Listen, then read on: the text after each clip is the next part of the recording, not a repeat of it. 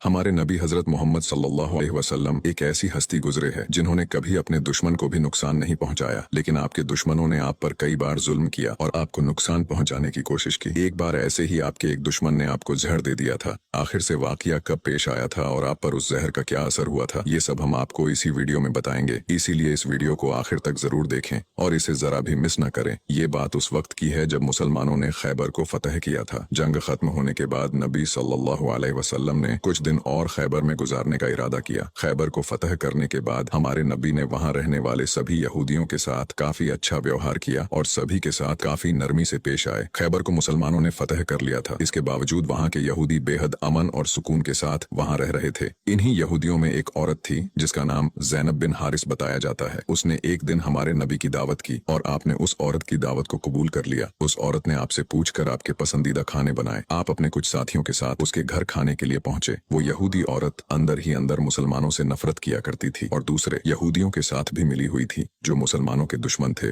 उस औरत ने खाने में पेश होने वाले बकरी के गोश्त में जहर मिला दिया था। जब जहर से भरे उस गोश्त को आपके सामने पेश किया गया और आपने खाने के लिए एक निवाला उठाया और अपने मुंह में रखा तो आप समझ गए कि इसमें जहर मिला हुआ है। आपने तुरंत अपने साथियों को खाना खाने से रोक दिया और कहा कि इसमें जहर मिला हुआ है, लेकिन अफसोस के आपके कुछ साथी उस वक्त तक कुछ गोश्त खा चुके थे जिसकी वजह से उनकी शहादत हो गई। कहा जाता है कि जहर के बारे में हमारे नबी को उस जहर की बोटी ने ही खबरदार किया था। इस वाक़े के बाद उस औरत के साथ साथ उसके सभी साथियों से पूछताछ की गई तो उन्होंने न सिर्फ अपना गुनाह कबूल किया बल्कि ये भी कहा कि हमने आपके साथ ये इसलिए किया क्योंकि हम ये देखना चाहते थे कि आप अल्लाह के सच्चे नबी हैं या नहीं। अगर आप अल्लाह के सच्चे नबी हैं तो इस जहर का आप पर असर नहीं होगा और अगर आप अल्लाह के नबी नहीं हैं तो हमें आपसे छुटकारा मिलेगा। ये बात तो सब जानते हैं कि हमारे नबी ने कभी किसी से बदला नहीं लिया, जबकि आप पर कई बार बहुत जुल्म किया गया जिसके बारे में कोई सोच भी नहीं सकता। लेकिन जब उस जहर की वजह से आपके सहाबा की शहादत हुई थी तो कानून के मुताबिक उस औरत को भी कत्ल कर दिया गया। लेकिन कुछ रिवायतों में आता है कि उस औरत ने खुदकुशी कर ली थी। वही कुछ रिवायतों में कहा जाता है कि उस औरत को माफ कर दिया गया था। इस बारे में कई मुफस्सरीन अपनी अलग अलग राय रखते हैं। एक हदीस में हजरत आयशा फरमाती है कि जब नबी सल्लल्लाहु अलैहि वसल्लम की जिंदगी के आखिरी दिन चल रहे थे और आप बीमार रहा करते थे, उस समय आप कहा करते थे कि खैबर में जो मैंने जहर से मिले हुए गोश्त का टुकड़ा खाया था उसका दर्द मैं आज भी महसूस कर सकता हूँ। ये बात कई किताबों से साबित है कि उस जहर का असर हमारे नबी के आखिरी दिनों में देखा गया था और इसी जहर के असर ने आपकी वफात में एक अहम किरदार अदा दिया था।